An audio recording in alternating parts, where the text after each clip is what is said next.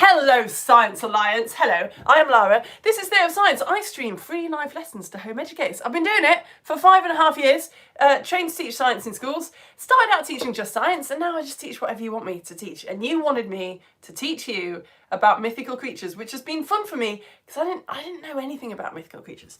So I'm quite pleased with this lesson. I'm just going to say that. I think we've melded like mythology and stories and science in a way that interests me, so hopefully it interests you as well. Right, very quickly, just to go through the starter question in case you didn't see it. I asked you, what does a dragon have to be able to do to be a dragon? And we'll come back to this throughout the lesson, all right? Do you think that dragons have to breathe fire? Can you even get a dragon that doesn't breathe fire? Are there dragons that don't fly? Do dragons have to be really big? Do they have to guard treasure? Do they have to have 4 legs? All will be explained, okay? But first of all, because I live in the UK, quite a lot of you live in the UK, so I think of dragons as breathing fire. So I'm going to give you a little puzzle to do with fire, and then you can be mulling it over as we tell stories. Right, I'm a bit embarrassed that I haven't got a box of matches. I'm using a lighter. This doesn't seem, it's not very environmentally friendly, is it? Not a non-refillable lighter, that is embarrassing. Anyway, blame my husband. I have lit a candle. If you've got adults with you, or you are allowed to light a candle at home, you might want to do the same thing. You need 3 things to make fire happen. For fire to be fire, you need to have 3 things, like sort of ingredients. Scientists put this in a fire triangle because triangles have 3 sides. Do you see what they did there? So you might well know what 3 things are required for fire to burn. Do you want to think about it? Do you want to like quickly remember the 3rd one, whatever?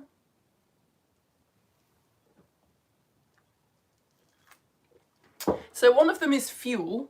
You need to have something to burn, like wood, coal, oil, gas, or a candle, like wax. The other thing you need is heat, and the other thing you need is oxygen. Now, usually oxygen is just around us in the air. Not always, like if you're sending a rocket up to space, you might need oxygen to ignite the engines. You would need to take some oxygen with you. But yeah, in most cases, like our case today, the oxygen is just around us. So you can have the fuel, the candle, and you can have the oxygen in the air, but if you don't have any heat, you're not going to get that chemical reaction happening, you're not going to get the fire. Is that right? So you need 3 things for a fire to burn. Here it is, written down with the fire triangle. So my little puzzle to you is, blowing on a candle makes it go out, right? Do we need to demo that? You can do it right now if you like. We don't need the candle anymore. Blow on the candle, you will find, spoiler, it goes out.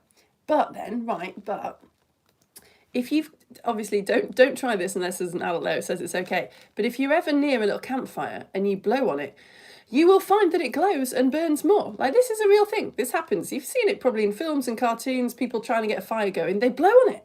So what's that about? Why does blowing on fire make the fire disappear, but blowing on fire also makes it burn more? That's your puzzle. And I'm going to be really annoying and just leave you with that. I know, sorry.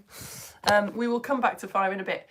Right, this is fun because it lets me talk about all different kinds of bits of science. Blow out your candle now for safety, children, plus we need it later. So the last group we've got 7 lessons on mythical creatures to come. And we've just done 8 lessons on the ocean. It's on my website if you want to watch it. But in our oceans lessons, we did quite a big bit about evolution. So in 15 seconds, I'm just going to recap it for you. Basically, we talked about how there were fish in the sea like millions of years ago with very flappy fins. And then maybe one fish was born that happened to just be a little bit different because of DNA. We'll talk about that in a future lesson. But there's this fish born that just happens to have slightly stiffer fins. So this stiffer finned fish can just ever so slightly drag its way onto the land and get the food that the other fish can't. So that fish is more likely to survive, so it's more likely to have babies. So in the end, you end up with like a whole new species of thing, which is a stiff-finned fish, basically. But they're both related to each other, right? The stiff-finned fish, it's fun to say, evolved from the floppy-finned fish. These are not the proper science words. But sometimes you can look at living things and be like, okay, they look similar. They probably evolved from the same thing. Like a horse and a zebra. It's not going to be big news to you to find out that horses and zebras very closely related. There was an animal that was a bit like a horse and a bit like a zebra, and then it evolved to, it had different ones of them had different babies, and eventually they evolved to look different, to look the same. So if I show you a picture of a tortoise and a turtle and say, do you think these things are closely related? Did they evolve from the same thing You're probably going to say yes, right? And you would be correct. Yeah, they're closely related. There was an animal that wasn't a tortoise and it wasn't a turtle, but it had babies, and those babies were slightly different and they evolved and whatever to be a tortoise and a turtle. So they've both got shells, they've both got fun, you can tell. But you can't, oh yes, this is my lols comment, I'd forgotten that I wrote that. We only really see each other at weddings. Oh, it's really for all ages this. Right, but you can't always do this. Like here's an anteater and here's an aardvark. To my non-biology expert eyes, just the same animal, but the anteater's a bit furrier. But they're actually not related very closely at all. They evolved in completely different places. They just look similar because they've evolved to do similar things. So they've both got these long noses because they both happen to eat insects and want to like snuffle around and get the insects. But yeah, you can't always tell by looking at things whether they are closely related. And this is called convergent evolution. Yeah, okay. So that was a lot of talking about evolution to get to the bit where I say convergent evolution means two things can look the same or similar, but they can have evolved completely differently in completely different parts of the world, but just for reasons they look similar. I looked up convergent evolution on Wikipedia after I did the aardvark bit and was like, ugh, Wikipedia, I should have used your example. This is so good. Look at this. These are two completely different plants. Just totally different, evolved in different places, hardly related at all. Look at them, it's the same plant. Ridiculous. So anyway, are you ready for the seamless segue? Stories of dragons have also evolved through history. And I think some of them have evolved from each other, and some of them have done what we call sort of convergent evolution. So stories about dragons have popped up all over the world and eventually sort of come together. So let's go back, okay, to the very early days. This is a tomb which was built in ancient Egypt. It's over 3,000 years old. You're looking now at a picture of the entrance to the tomb of Nefertari. So the Pharaoh Ramesses II was her husband. So she was very important. You can't go into her tomb anymore because your breath would destroy the beautiful pictures. But if we could go in, oh, let's go in. 3,000 years old, chumps. Can you spot the winged snake picture in this beautiful tomb? Can you spot it? You see the winged snake?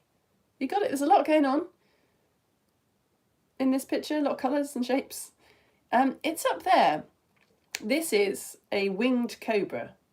So this particular winged cobra is the Egyptian goddess Wadjet, who protected Lower Egypt. Apparently, just found this out, the sun above her head is kind of like a crown. It's the sign that she is sort of in charge of Lower Egypt. I love it when things fit together. I found a map of Lower Egypt so that we could see what this winged cobra goddess Wadjet from the Egyptian times, what she protected. This is Lower Egypt, confusingly like the top bit of Egypt. Look, there's the Mediterranean Sea. Ah, chums, do you remember from our oceans lessons? So, is a winged snake a dragon? This is just for you to decide. This is just a matter of opinion. If you put wings on a snake, does it turn it into a dragon? I mean, it can fly. Sort of it, isn't it? It doesn't have any of these other bits. But anyway, you could be thinking about that. Yeah, look, this map of the oceans that we looked at in our oceans lessons. Here is the Mediterranean Sea. And there's Egypt, where Wadjet was in charge of 3,000 years ago, or protected. Can you see Greece? A little bit of geography. Can you see Greece on this map? Mediterranean Sea. You got it? So we will look at future lessons about Egyptian mythology and Greek mythology and the sort of relationship between them. Because look, they're super close together. They're just across from each other in the Mediterranean Sea. So the Greeks, 3,000 years ago, they were also putting wings onto snakes. Here is the Greek Medea. No spoilers, but she did, in the Greek mythology, which we will talk about another time, Medea, she had to leave town in a hurry, okay? So she had to leave town in a hurry and she used a chariot pulled by winged snakes. Here they are. So this picture wasn't drawn at the time. You can see these winged snakes are looking quite dragony with their heads. So she was first mentioned, sort of a similar time to Wadjet, in a poem, which I definitely didn't just hear about for this lesson, the Theogony by a bloke called Hesiod, okay? Theogony, written by a bloke called Hesiod, like very roughly 3,000 years ago. He mentions Medea and her chariot pulled by winged snakes, and he also mentions Typhon, who is a giant serpent monster thing. In fact, he is one of the most scariest monsters in the whole of Greek mythology. So looking at this picture of Typhon, we're getting a little bit dragony, right? We've got, well, we'll read you the description, in fact, from the poem.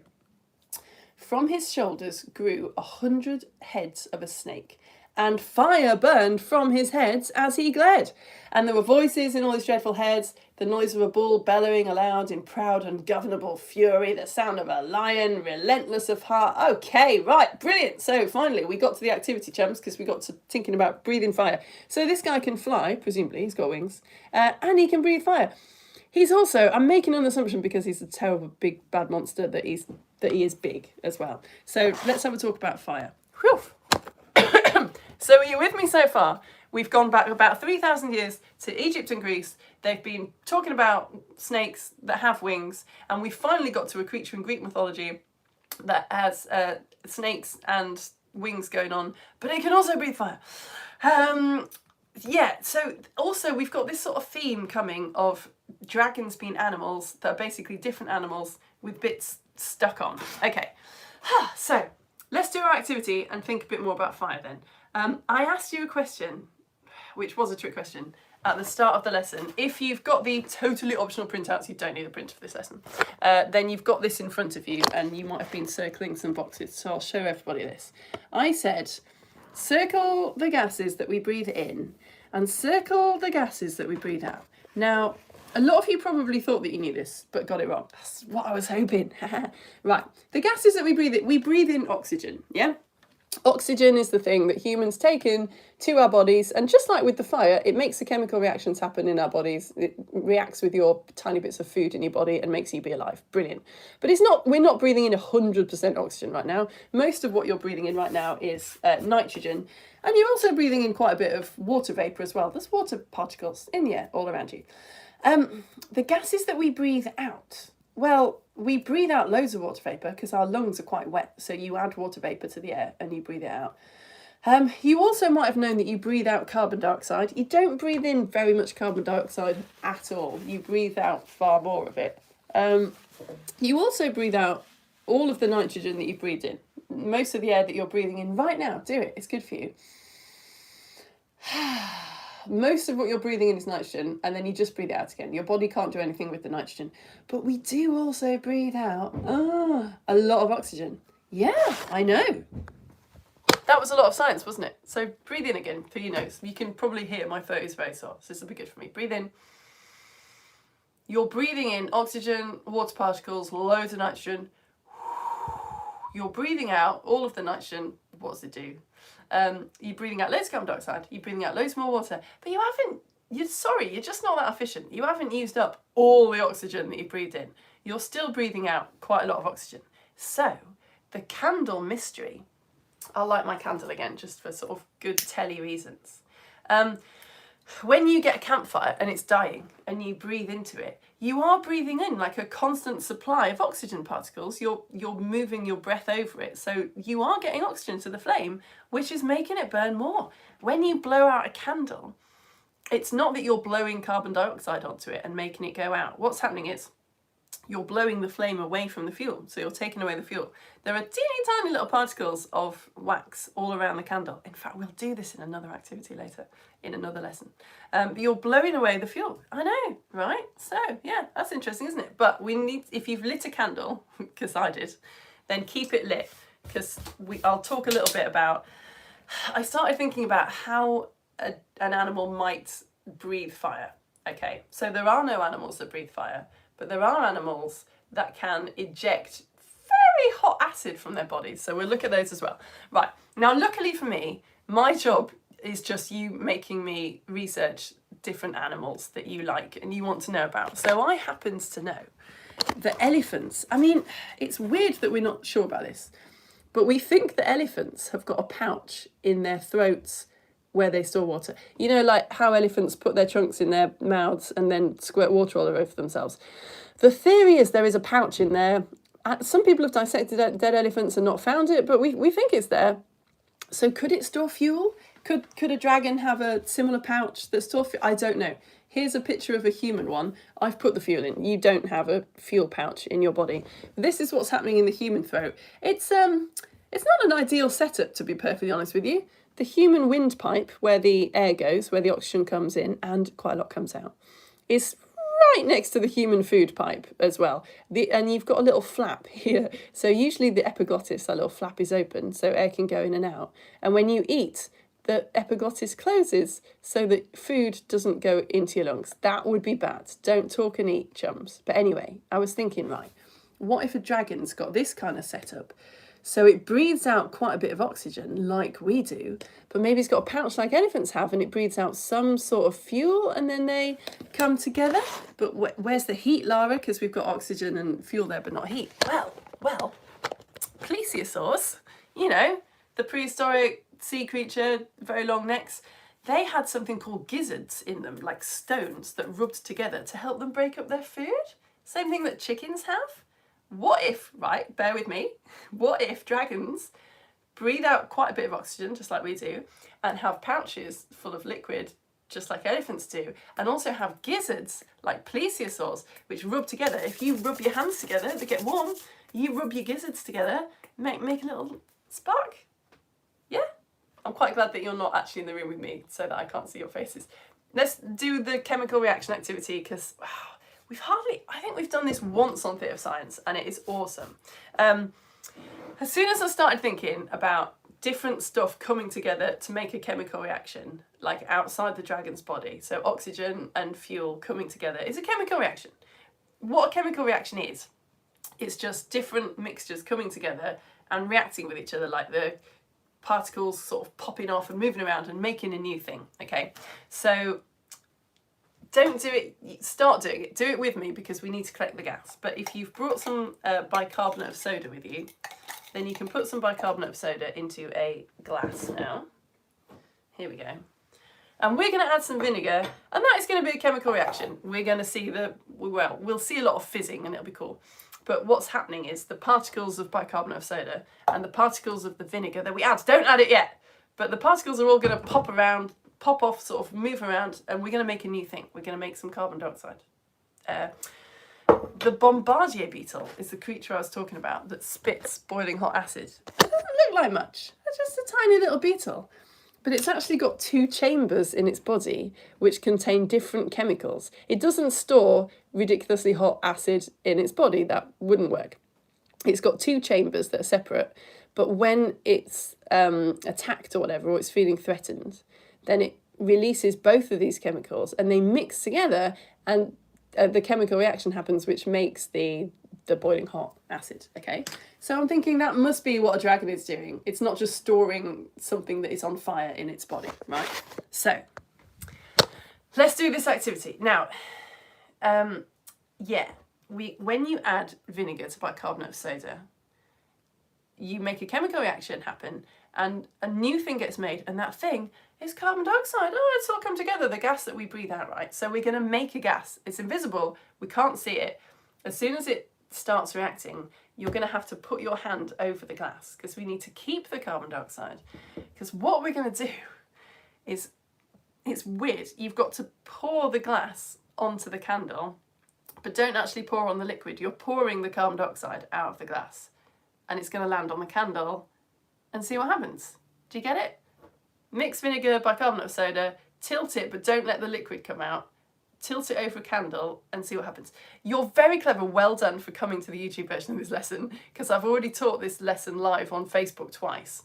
And in the last one, I worked out that the trick is don't just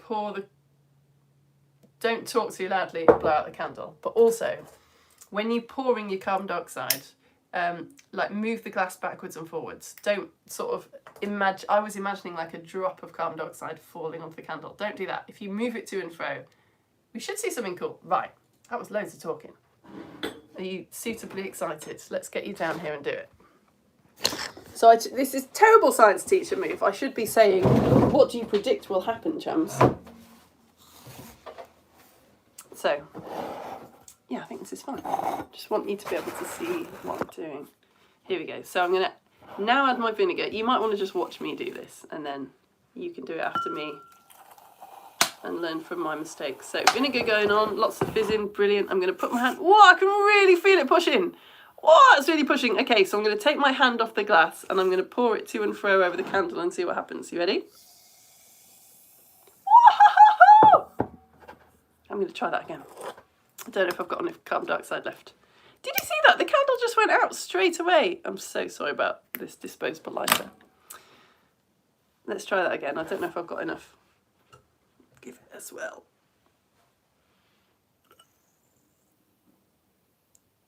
It happened again. This activity is awesome. This is not one of the ones that I made up. This is one that I got from many, many different places on the internet. How good is that? What's happening there? Well, carbon dioxide gas is a lot heavier than oxygen. So in this case, when we were blowing out the candle, you remember we were getting rid of the fuel. In this case, you are actually getting rid of the oxygen. There's oxygen particles all around the candle reacting with the wax. And the carbon dioxide basically just pushes all those oxygen particles out of the way. So you starve it of oxygen. So that's what's happening. Now, because I was thinking, you might think, well, if dragons are breathing out a bit of carbon dioxide, that might put the candle out. But then I thought about it and I was like, well, actually, kind of explains a lot. If when you breathe out carbon dioxide, the carbon dioxide is heavier and like falls down, maybe that's actually good for the dragon because it means that you don't get fire down like near its tummy, so it doesn't burn itself. Like, you know, in these pictures, clearly we can see dragon's fire always comes straight outwards, doesn't it? There you go. Maybe because the carbon dioxide is falling. I feel like this is bordering on not being science, so we better move on because there's a lot of stories to talk about, aren't there? We've got far more stories to talk about. We haven't talked about China, for goodness sake. Okay, this is a picture of something that was found in China in the Stone Age, but I'm not showing it to you yet. I want you to make a decision. Artwork was made. This is really badly written. I've put in China in the Stone Age, artwork made of clamshells were found on a grave. That is completely not what happened. The artwork was made in the Stone Age. We found it a lot later. Okay, so this is nonsense really. But anyway, in the Stone Age, like about 6,000 years ago, long before the Egyptian myths and the Greek myths, 6,000 years ago in China, someone put some art on a grave. They made a picture out of clamshells. Do you think that this picture out of clamshells is a dragon? What do you reckon? Is that a dragon? That is 6,000 years old. 6,000 years ago, a human, or maybe more than one, arranged those clamshells into that pattern. Do you think it's a dragon? Some people say that this is called sometimes the first dragon of China. We've got an eye, we've got sharp teeth, we've got claws, we've got a long tail. Let's see what the Chinese people say about dragons. So, ancient writing from China tells us that dragon bones were found, and I think this is part of the convergent evolution thing. Like all over the world, people have been finding fossils of things and thinking, what is this? And thinking that it must have been a dragon.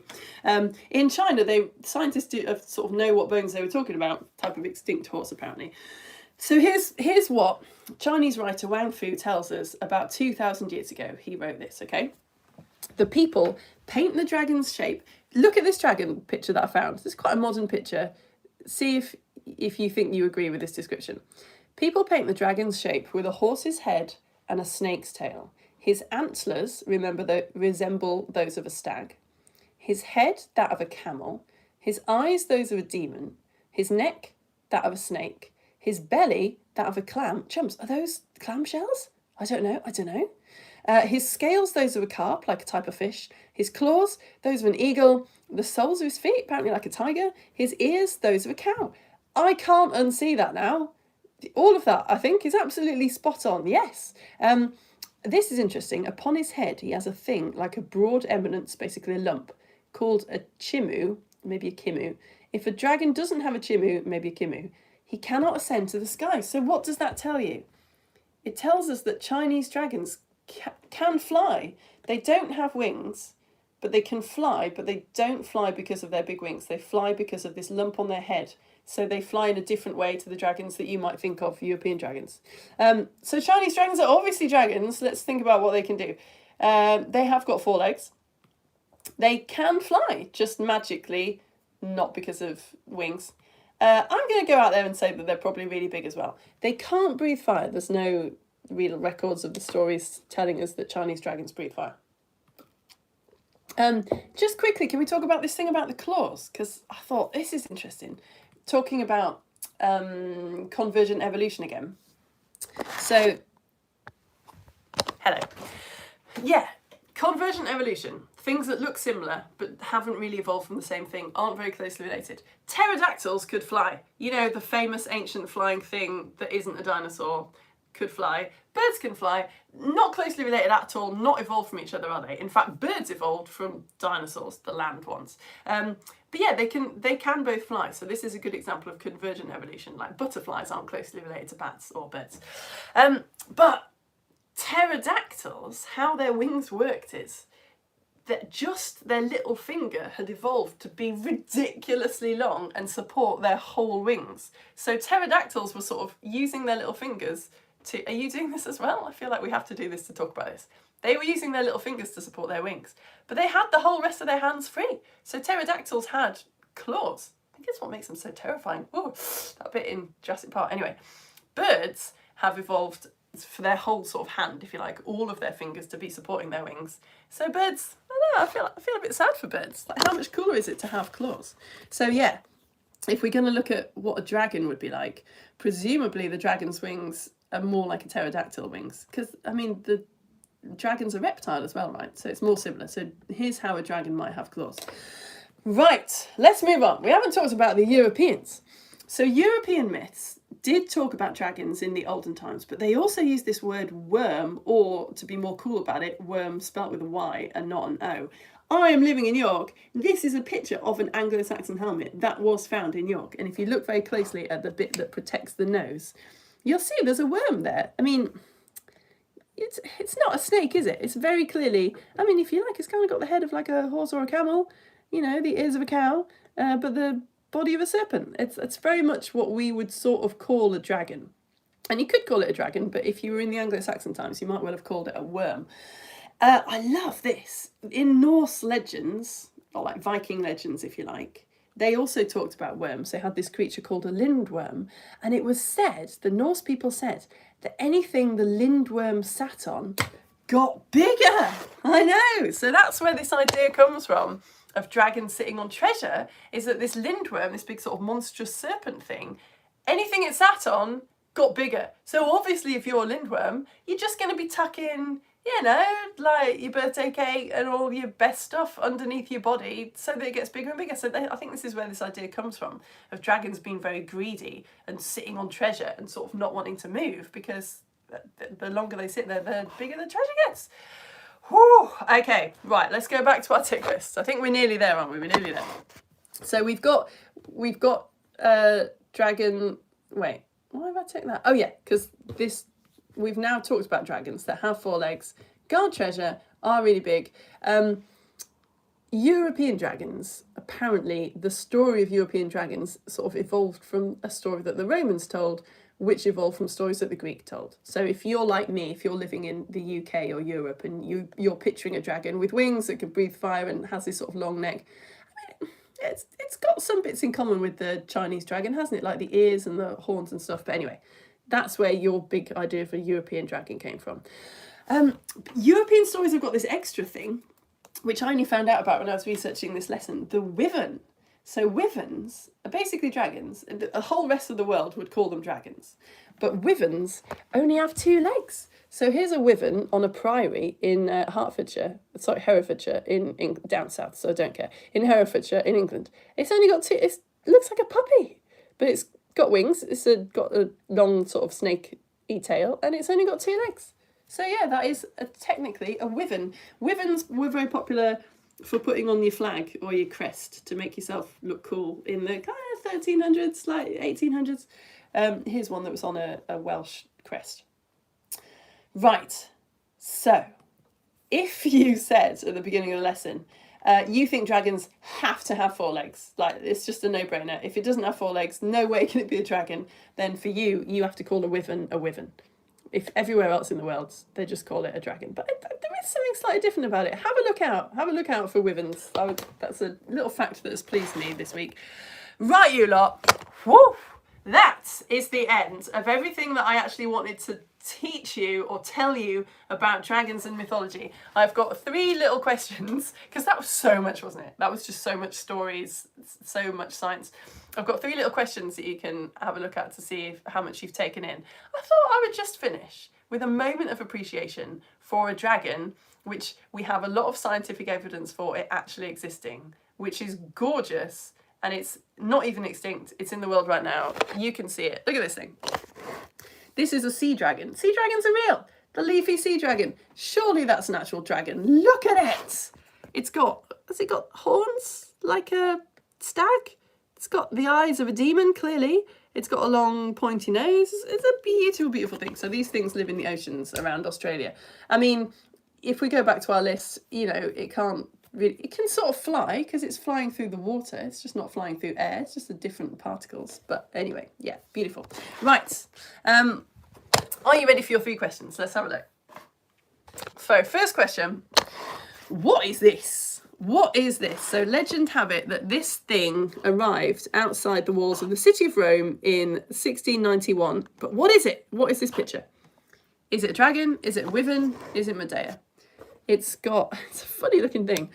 It's got a big horn, big ears, absolutely massive wings, very, very long tail going out into the distance. It's almost got the body of a kind of turkey. It's got 2 legs underneath it. What is that animal? Dragon, wyvern, or Medea?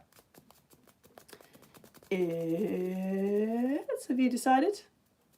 I mean, there's sort of 2 right answers really, aren't there? If you're going to be proper about it and you like using words, then you would say that it's a wyvern, because a wyvern is a dragon with 2 legs from sort of European mythology. But if you said it's a dragon, a wyvern is kind of a type of dragon, isn't it? So yeah, that's fine. Next one, which gas do you breathe out? Which gas do you breathe out? Do you breathe out oxygen? Do you breathe out carbon dioxide? Or trick question, it's both. Which gas do you breathe out? Oxygen, carbon dioxide? Trick question, it's both. The answer is...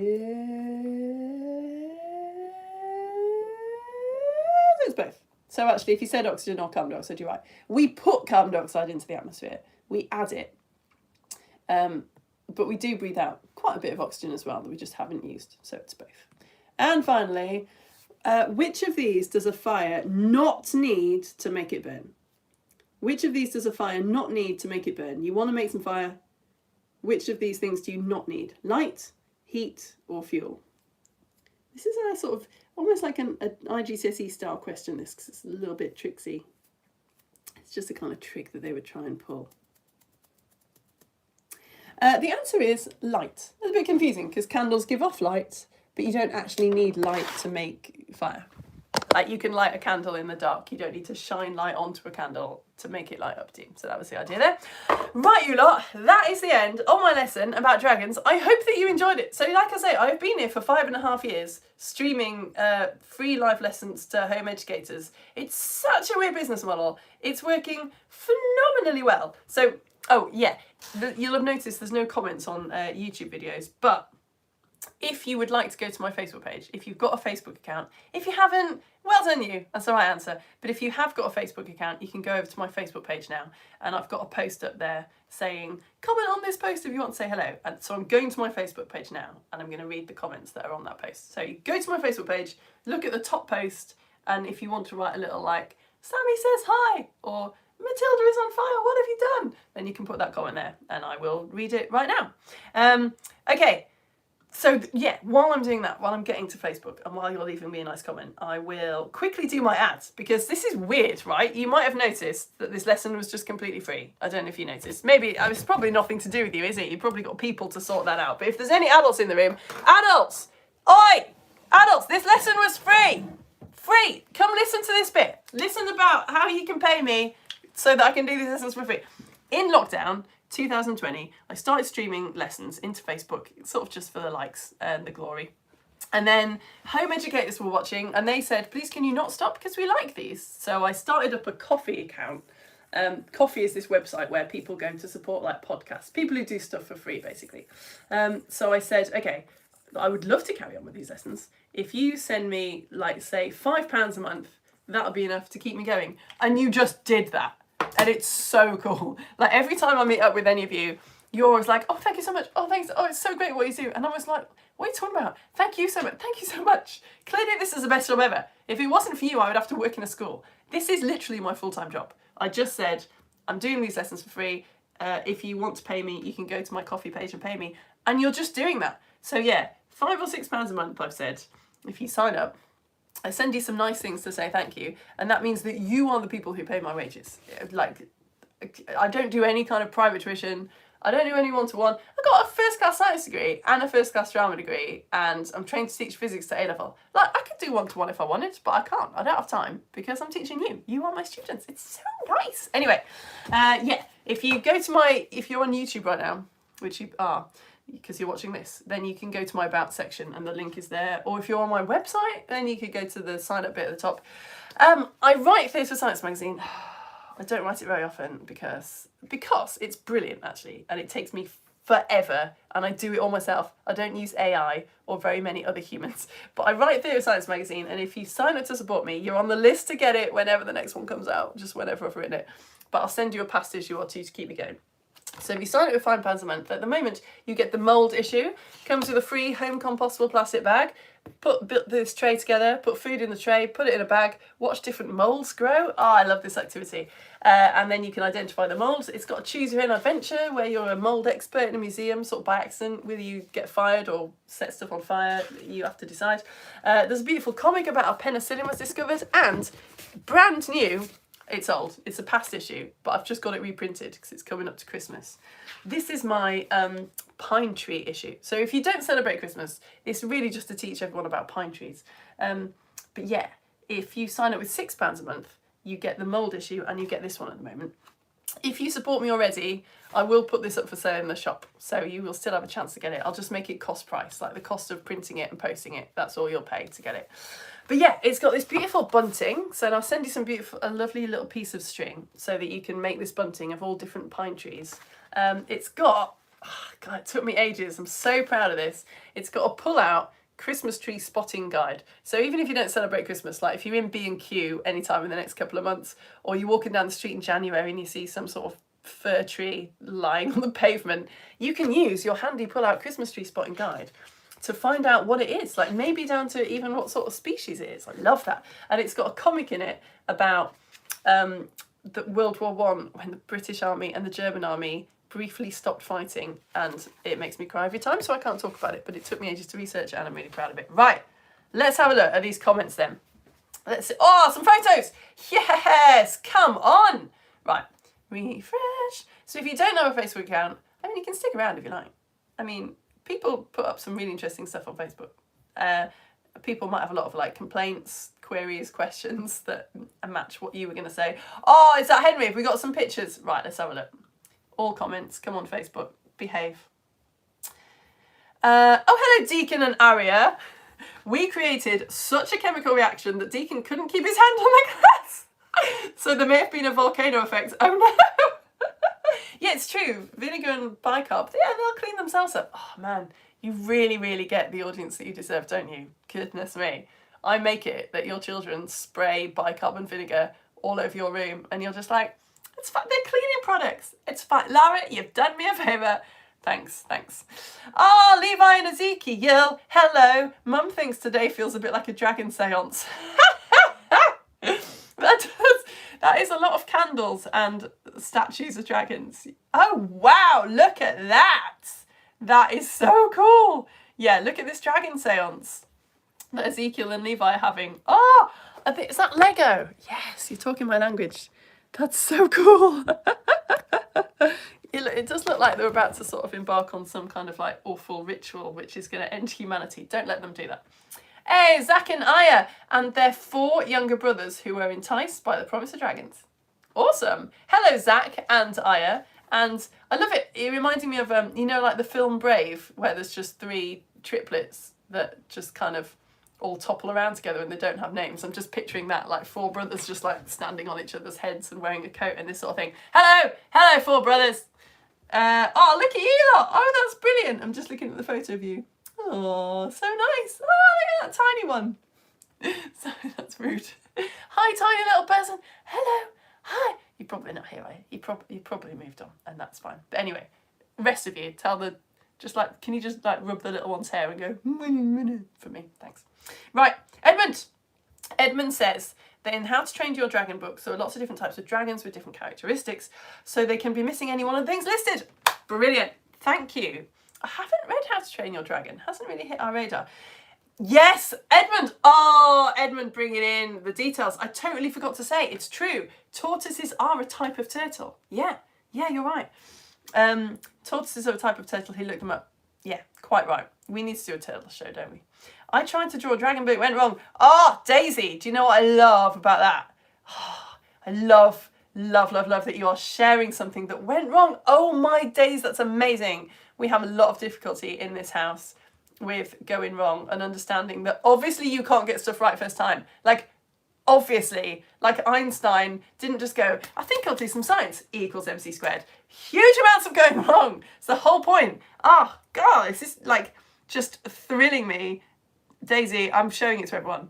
Oh my goodness, the attitude here, like, I went wrong. And here's a picture of it. So look at the picture of it. Yes, we will. I can't actually, and this is a good lesson too, because I can't actually tell where you've gone wrong. Oh, right, chums, what has Daisy drawn? Come on. What have they drawn? I mean, unless the other two legs are like tucked underneath this wing. It's a wyvern, right? Come on, it is. It's a wyvern. It's got 2 legs. I don't get where you've gone wrong. I suppose I'd have to see the other one. It's got 2 wings. It's got the eyes of a demon. It's got the nose of a mouse, I guess. And it's got 2 legs. It's a wyvern. I like it. Clamshell stomach. I don't know. I don't know how well you can do, Daisy. So I don't know. To me, that's just like, yeah, dragon. Sorry, wyvern. Right. Oh, here's Henry. Daisy, it's unfortunate that Henry has followed you, because Henry's like job is to draw dragons. He's like a professional dragon drawer. That's literally what he does. He's just got a bedroom full of dragons and he just draws them. Hello from Henry. My theory on how dragons breathe fire. Thank you. Here we go. Whoa. Did you write this before I said my bit? My theory, or like think about it beforehand. Henry's theory for how dragons breathe fire is that they store a liquid in their pouch, in their throat, which is ignited by them creating a spark on their hard upper palate. And they also have a flame-resistant mucus in their mouths. That makes sense. I did look up actually, and then I didn't go into it because I felt like the lesson was getting a bit long. But I did look up how fire breathers, you know, like human fire breathers. If you've ever seen someone sort of put liquid fuel in their mouths and then breathe onto a flame and breathe fire. I always was like, it's just a trick. No, it is genuinely incredibly dangerous and difficult to do. Really dangerous and difficult to do. Oh, and we'll look at some of Henry's pictures. Sorry, Henry, you sent me off on one. Yeah, you've got to use, apparently, you've got to be like specially trained. You've got to watch someone else do it. Most of the accidents that fire breathers have, it's when someone's just thought they'll have a go. But if you use the wrong kind of fuel, then the flame can go into your mouth. I mean, it doesn't bear thinking about, does it? Whoa. But there's special types of fuel you have to use, because if you use the wrong fuel. So yeah, obviously dragons would have evolved to know this, or to deal with this. Right, let's have a look at some of...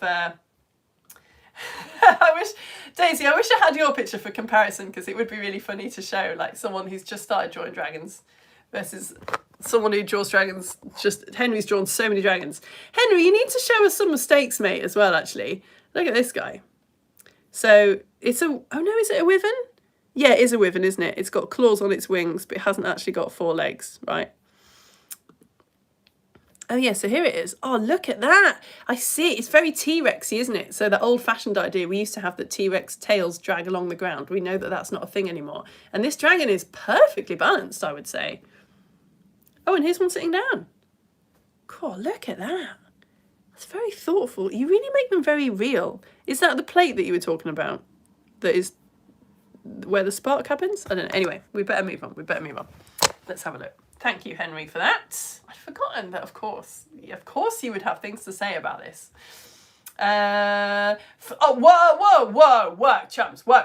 It's Florian Bethany's first lesson. Florian Bethany, I'm so sorry that I don't have some sort of like fast track technique for getting people who are new to the top of the comments. I should skim, shouldn't I, so that you don't have to sit through me and the regulars chatting about stuff before I say, Florian Bethany, hello, thank you so much for coming. I can't believe you just watched for the first time. That is so cool.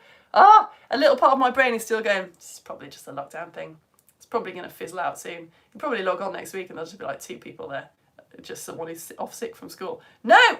You coming proves that it's okay. This can be my job. My dining room now stinks of smoke. Welcome to the Science Alliance. Yes, Dawn. It's only going to get worse. So much worse. Ah, Bella, hello. I was obsessed with dragons for ages. Loving the lesson so far. Also, I've got my show this weekend. Everyone asked if I'm looking forward to it. My answer's simple. No. Bella, look at this costume. Oh my days. No, you're the Mad Hatter in Alice the Musical this weekend. It's Thursday. It's Thursday, Bella. You probably know that already. Oh, thank you. Reading my mind. Mum says it's okay to show my costume picture. Thank you. Brilliant. Those boots are awesome. Okay. They are awesome, and they're from Vinted. Sorry. So here's a picture of Bella. Oh, how can you not be looking forward to it? Look at you. Look at those boots. Bella, you are totally owning that costume. You look like you've worn that costume your entire life. It doesn't look like a costume. It just looks like your life. You're going to be awesome, dude. You're going to be so good. Just own it. Own your mistakes. That's what I do. If you're comfortable, right, look at me, just like prepping Bella. Bella's like, dude, it's in 2 days' time. I'm fine. I've got this. You know, don't you? I always say this about performing. Oh, Bella, don't get me off on one. I need to move on. It's true though, right? I'm just going to say this. 100%, if I've got a choice between watching someone who is, like, say, incredibly good at singing, let's say they've got the best voice on the planet, best singing voice on the planet, scientifically proven, but they're doing this on stage. I don't want to watch that. I'm like, why are you even there? You're not having fun. You're not making me feel good. You're making me feel scared for you. I feel nervous. You look like you're going to go wrong, so I feel like you're going to go wrong. I'm not enjoying myself. Whereas, like, 100% of the time, I would much rather see someone who just can't sing a note being like, I am here, watch me do this. This is what I always say to people. Like, if you look confident, even if you're not actually enjoying yourself, if you look like you're having fun, the audience will just have fun because they will feel safe. Oh, I love it. I love it when you watch a performer and you're like, I am not going to care if you go wrong because you're not going to care because I'm just try and make sure that you have fun, okay? I know it's really hard, but you've got to enjoy it. Or what's the point? I'm just going to stop lecturing. Bella's totally got this. Bella does not need my little spontaneous lecture on how to perform. Oh, Amelia, you made tiny dragons. Excellent. I'm glad that someone said that dragons don't have to be big. Amelia, that is so many dragon puppets. Let's have a look at those. Freya and Hannah are here. Freya says dragons could strike their teeth together. Why did I not think about that? Yes, of course they could. Yes, they could. That makes a lot more sense than gizzards. The teeth are already there. Yes. Yes, that makes perfect sense, doesn't it? Here are some drawings from Hannah. She theorises that we need to get Hannah and Henry, like, joint presenting a lesson. Hannah theorises there were 5 dragon types. Here are 2.5. She'll draw the rest next time. Hello, Arthur, who's watching. Hannah, I'm going to come, and Aurelia, I'm going to come back to the pictures, or people are going to be sitting around too long just waiting for me to say, hello, Sasha and Amelie. Hello, Sasha and Amelie. Hello. Sorry I had to wait all the time. Hello. I get very carried away, don't I? We've had the best time watching this. Oh, we've signed up. Oh. Don't make me do my excited voice. My throat is very sore. That is so, thank you so much. Thank you. I cannot convey, I should probably try harder more often to convey how grateful I am for people signing up. It's the commitment, isn't it? Like, you might spend £5 on, like, a couple of croissants in a bakery every so often, but it's the idea that it's just coming out of your account every month, whether you like it or not, that is the big thing that I really appreciate. Also, the fact that you've bothered. The fact that you just don't switch me off and be like, right, snack time to do some more learning, oh, so much to do, got to go to the dentist. The fact that you actually bothered to click that link and then put your bank details in is, for me, somewhat of a mystery. So grateful on so many levels, honestly. Oh, hello, Molly. She's new. Woohoo! Yes, Molly. And says she really loved the Ghost Show. Oh, brilliant. She loves dragons and is very excited for today. Molly, I can't believe you left that comment 49 minutes ago, at least. I'm so sorry. Hello, Ellen and her mum. Yes, using the correct term for mum. That's what we say around here. All right. Hello, Ellen and your mum. I'm just picturing you talking like that, like my mate used to do. Do you say us teas? My friend who used to say ma'am when I was at school in East Yorkshire would be like, I've got to go on for us teas or my mum will kill me. That's how you talk in my head now, sorry, if that's not how you talk. Anyway, hello, Ellen and ma'am. Oh, it's so nice hearing that words again. All right, George and Maisie, hello. Hello, Matilda. Matilda, hello. I did have a nice half term. Thank you. Yeah, I did. I did a lot of walking out in the countryside. George and Maisie, I'm just saying hi to you again. Guess I feel like I slightly skimmed you, Maisie and George. So, hello. Sometimes it's just like I say the name and then I'm like, wait, I didn't fully appreciate that they are actual humans. Can you tell I did that? George and Maisie, yeah. Wait, there's a George and a Maisie like literally sitting watching me right now as I'm speaking. Like they can hear these words. So weird. Anyway, oh, Willow and Darcy, who is called Gargamel. Yes, hello Gargamel. Loving that. Willow and Gargamel, hello. Ella Edward and Annabelle and Evelyn and Rose. Annabelle loves dragons. She has a book called Dragonology, and in the book it shows how a dragon might have been able to breathe fire. Oh, well, excuse me. Why didn't I just read that book? And it was your 9th birthday yesterday. Come on, happy birthday. Bella's saying happy birthday. You share a birthday with Bella's mum. Happy birthday. 9 is an excellent age. Oh, Rach, thanks. That's nice of you to say. Thanks for a brilliant lesson. Oh, hello, Katie and Emily and Hannah and Sophie. Sophie's especially excited for this, loves mythical creatures. Hannah and Sophie drew some dragons whilst they listened. Woohoo! Okay, brilliant. I'll come back to that as well. I'm just clicking open in all the different tabs. Hello, Lana and Finley. This lesson was so interesting. Oh, Komodo dragons. Oh, don't even. Oh, there's so many things that I didn't talk about.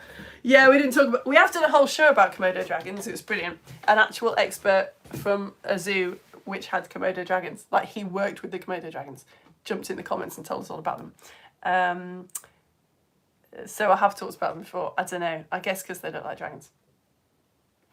All right, Imogen and Ophelia. You've been learning about dragons as a tie into the Welsh topic. Oh, no, I didn't talk about Welsh dragons at all.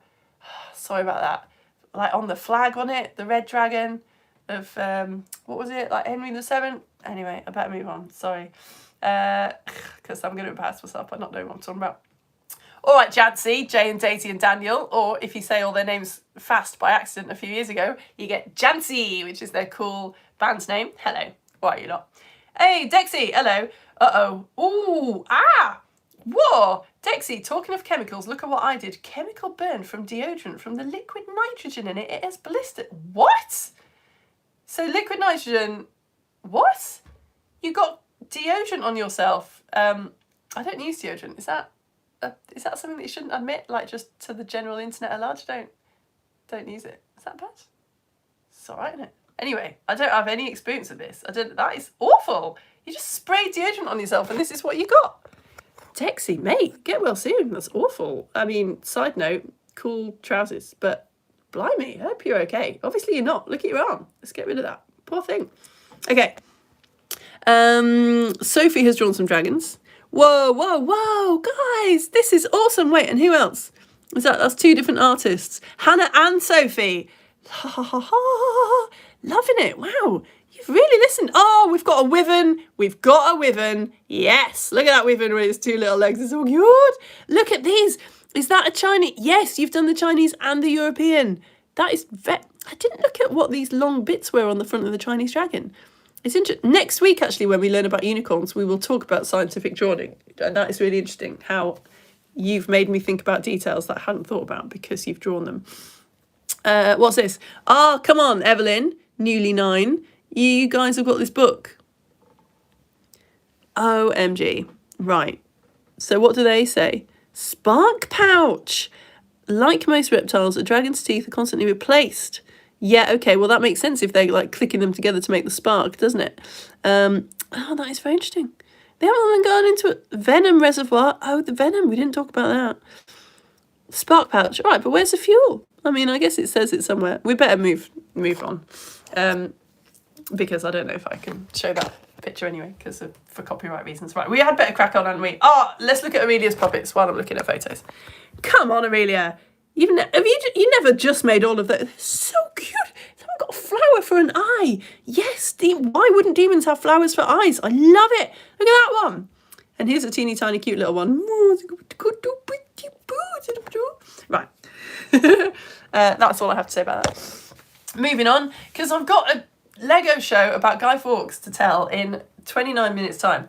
And I need to reset the story. Hello, Magnus. All right, Magnus. and is your Nana here as well, who is from Lansdon. So what's all that? There's a lot of different accents in Magnus's family, and I love them. I love them all. Don't I, Magnus? I do. Can't. So awful. Magnus, one day I'm going to make a mistake and it's going to be a new Magnus who's come. That hasn't just happened, has it? And I'm going to be like, oh yeah, Magnus, regular Science Lights member who doesn't mind when I take the mick out of the Scottish accent like I do everyone's accent, and then it won't be you and I'll feel terrible. Luna loved the session about dragons. Woohoo! Oh, we were wondering if you could send a link or source for the map you showed. Oh yeah, it is good, isn't it? If you go to Wikimedia Commons, are you listening, Luna? Wikimedia Commons, where there's just loads of royalty-free images.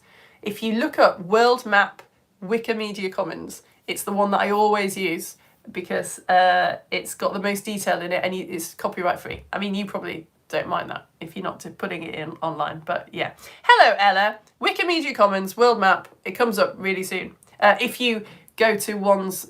Okay, right, sorry, it's a bit boring for everyone else. Go to Wikimedia Commons. And there's a bit at the top that says like license, and if you filter it so you look at ones that are royalty free, like no restrictions, then it's one of the first ones that comes up. Okay? Or message me if you can't find it. Whoa! Ella's dragon lightsaber from Bonfire Night. Okay, that's a lot in one sentence. Ella's dragon lightsaber from Bonfire Night. Amazing. Hey, Lewis! Hello, and Lorette. Hello. Enjoyed the lesson. Ah, that's nice, thank you. Daisy! Hello, Daisy. Henry has just watched Jurassic Park 2 and 3 for the first time. Oh, really? Oh, I'm so jealous. Oh, I'm so jealous. Man, it's going to be ages until another Jurassic World film comes out. Oh, that thrill of being able to watch a film from the Jurassic Park franchise for the first time. Ah, it's just the same every time. Never gets old. It's like a proper sort of ceremony for me now, going to the cinema to watch a new Jurassic Park film. I mean, Jurassic Park 2 and 3... they should never be spoken of, really, but I'm still jealous. Ah, love the dragon lesson. Can you do a lesson with K-pop Demon Hunters? There, very good point. K-pop Demon Hunters, yeah, they do have some stuff from Korean mythology in them. I'm saying that like I'm going to teach a lesson on it. I'm probably not, actually. If I remember, I will try and cram it in there. I haven't actually seen it. My kids have and my husband have. It's one of the things that they do together so that I can get some planning time in. Yeah, it's a really good point though, actually. Since you have had a lot of fun with this lesson, so do we. Oh, there is a book called The Natural History of Dragons and the illustrations are beautiful. Maya! And it's got fairies and mermaids. Oh, thank you. That does very much sound like my sort of thing, yeah. Mia. I love dragons as well. I do. Ah! Hissy and Robin can't join today, but super excited. Oh, that's nice. Thanks. Yeah, Hissy, you are wings away from being a dragon, mate, really. Hello, Imogen. So lovely to be back with you. I agree. You think the picture of the wyvern in the quiz at the end looks like a scary dodo? Yes, that's what it is. It's not a turkey. It's a scary dodo. Yeah, you're quite right. You missed European drakes. Oh, Sebastian. Oh, what are you doing to me, Sebastian? European drakes? European drake. I'm just going to say, yeah, it is. A European drake dragon.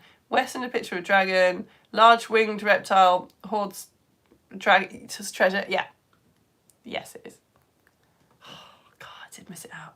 This whole series of lessons is just going to be you guys going, but what about? And me going, stop it! Just shush. There are so many mythical creatures. Oh, hello. Oh, Josiah says hi. Hello, Josiah. It was you the whole time. Hello, Josiah. And here's another beautiful picture. Whoa! Oh, come on! This is like the evolution of dragons, upside down. Quick flash at that. Look at that. It really is the evolution of dragons. Serpent. Serpent with wings. Serpent with wings and 4 legs. Love it. Love it. What a lovely idea. Right. I'm so sorry if I haven't got round to your comments. I really should actually properly better get... Oh, here's the dragon lightsaber. Look at that. That is very cool. Of course, because lightsaber, because it's breathing fire. Ah, see what they did then. That is very clever. I have to go because I need to rest my voice. And I've got to go on about Guy Fawkes in what now 24 minutes. I'm so sorry if I didn't read out your comment. I do usually do a big refresh and read out the new comments. But I think I had better go, or my throat is not going to make it through the Guy Fawkes lesson. She says refreshing right now. But if you comment on my post, I will still see it and I will still say hi to you. I just won't read it out loud because that'll be a good way of me saving my throat. I'm just totally reading it right now. Even though I said that I wouldn't, because I really have to go. We're back in Yorkshire, so no Granny Jill this week. Magnus Magnus does not have a Scottish accent. Okay. You know that's not going to stop me. Oh, doesn't mind what you think he does. He was born in Scotland, lived there till he was 7. Used to have a Scottish accent, still does an excellent impression of the Scotsrail train announcer. Oh, Magnus, if we ever meet, please don't even say hello. Just go into your Scottish train announcer. Ah, that is such good news. Right, so you're home in Yorkshire. Okay, so really when I do the Magnus accent. So actually, if you were in Scotland until you were 7 and then you moved to Yorkshire, a 43-year-old Yorkshire person who's just sometimes heard a Scottish accent, maybe that's quite good. Maybe I should just do what I do. Dexy, have you got some comments from people saying, that looks awful? Oh, you purposefully sprayed it onto yourself. Okay, well that's... Okay, you've got the results of your experiment there then. Oh, whoa. I'm going to draw a picture of King Ghidorah, the dragon from Godzilla. I have seen that, but not recently. Oh, come on! Right, Bella, you did a speech at the Winchester Science Centre. You smashed it. Of course you did. We all know that you smashed it. Amazing. Right, well then I'll just stop. I'll just stop freaking out on your behalf. Hannah believes that dragons have to have power over an element: water, earth, air, fire, ice. Yes. Oh, I see. That's what those drawings were. Wow, that's what those drawings were. Okay, yeah, that makes sense. Yeah, that is really beautiful. Thank you for showing me that. That makes more sense now. We were only given the skirt. Mum has just cobbled together that outfit. That's ridiculous. Oh, and there's a link to the map.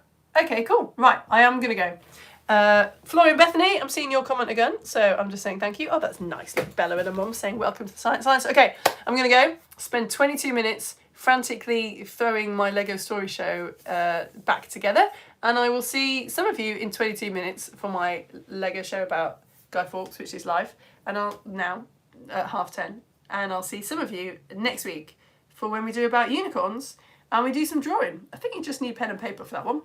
Thank you so much for your likes and your comments and your emotional support and your actual cash money so that I can do this job. I'll see you very soon, I hope.